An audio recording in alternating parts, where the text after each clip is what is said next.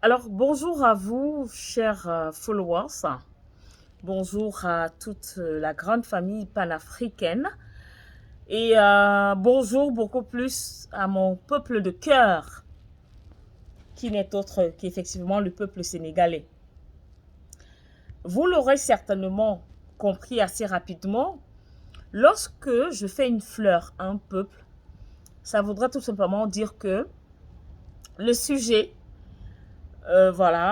sur lequel je vais en tant soit peu m'appesantir porte sur le Sénégal. Vous allez me dire qu'il y a encore quoi au Sénégal? N'est-ce pas, l'ivraie a été séparé de la graine? Ndédi, tu reviens avec le Sénégal, il y a quoi là-bas? Je ne sais pas pour vous, mais moi je m'interroge et je voudrais partager mes interrogations avec vous. Des interrogations qui, ma foi, vont porter à des réflexions. Je ne juge personne, je ne tranche aucune situation, je me pose juste des questions. Et fort de ce que je ne parviens pas à trouver de bonnes réponses, au risque de me tromper, j'ai donc décidé de venir partager mes inquiétudes, ou du moins mes questions avec vous. Ces questions tournent autour de nos deux frères. D'un côté, nous avons le président, son Excellence Bassirou Diomaye Faye, et ses fréquentations.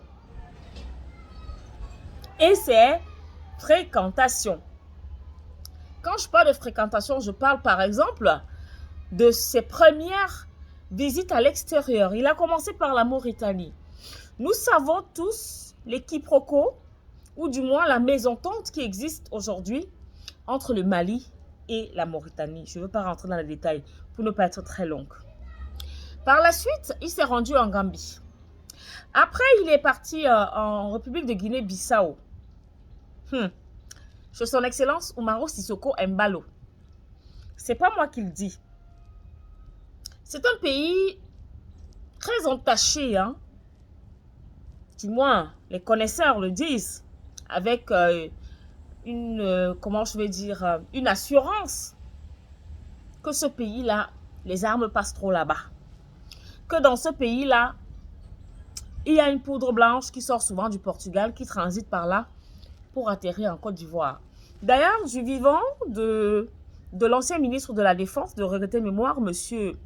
Ahmed Bakayoko, il y a des médias français qui avaient mené une grosse enquête où il y a eu des révélations.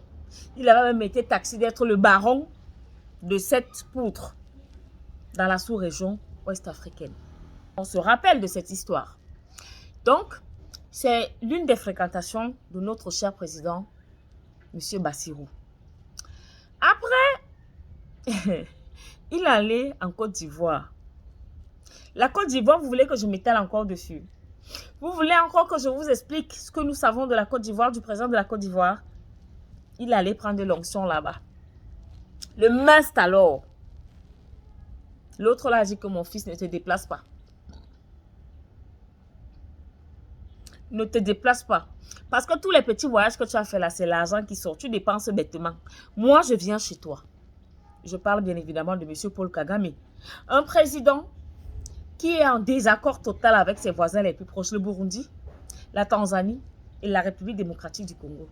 Au Burundi, il est accusé par son Excellence Évariste Ndayishimiye de garder chez lui des rebelles, des gars qui veulent en finir avec le régime, si vous voulez, permettez-moi l'expression, mais avec le gouvernement actuel d'Évariste Ndayishimiye. Ils ont été traqués, ils ont pris la fuite et ils se sont réfugiés où? En Mauritanie. Qu'est-ce que je dis? Au Rwanda. Excusez-moi. Parce qu'en fait, la Mauritanie est également accusée par le Mali d'héberger des rebelles là-bas, chez eux. Et donc, le Rwanda est accusé pour la même chose par le Burundi et la Tanzanie. Du coup, ipso facto, ces deux pays ont fermé leurs frontières terrestres. Pour la République démocratique du Congo à l'Est, nous savons combien de fois le nom du Rwanda ressort dans cette crise qui ne fait que tuer les Congolais autant pour moi. Donc, voilà les fréquentations de notre frère. Moi, ça m'inquiète. Ça m'inquiète. Et il y a 2 autres voyages qui sont annoncés. Le Nigeria, de Bola Tinubu. Nous tous, nous savons le rôle que ce monsieur a joué avec les pays de l'AES. Et il y a le Ghana. Nous savons également le rôle que le Ghana a joué. Voilà les fréquentations de notre Bassirou. En ce qui concerne Sonko, j'ai encore une question. Le mandat là, c'est le mandat du PASTEF ou c'est le mandat des Sénégalais? Parce que M. Sonko, le Premier ministre, quand lui fait ces choses, c'est que c'est le PASTEF qui met en tête. Le PASTEF. Le PASTEF. Le PASTEF. Au point où il a même invité en terre sénégalaise, à l'instant où je vous parle, M. Mélenchon est au Sénégal, à Dakar. Il a 2 jours à passer là-bas. Le 16 et le 17 mai. Honnêtement, est-ce qu'il y a un demi-français? Mélenchon n'est-il pas français ou il est demi-français? Si ça existe. Voilà donc les fréquentations de nos gares. Et vous pensez sincèrement que tous les voyages là, vous pensez que Bassirou s'est engagé là sans avoir l'aval de Ousmane Sonko? Je ne pense pas. Et j'ai oublié pour sortir. Ousmane Sonko annonce une tournée dans l'AES. Sauf que dans l'AES là, il a ajouté la Guinée, plus connue sous le nom de Guinée-Conakry. Il a mis le Mali, le Burkina, le Niger, mais il a dit qu'il va commencer par Doumbouya. Vous-même, je vous pose, c'est-à-dire c'est les mêmes questions que je me pose. Vous voyez l'affaire là comment? Vous voyez ça comment? Ne sommes-nous pas là dans une histoire de dupe? Dans une sorte de fourberie? Je m'interroge, je n'affirme rien.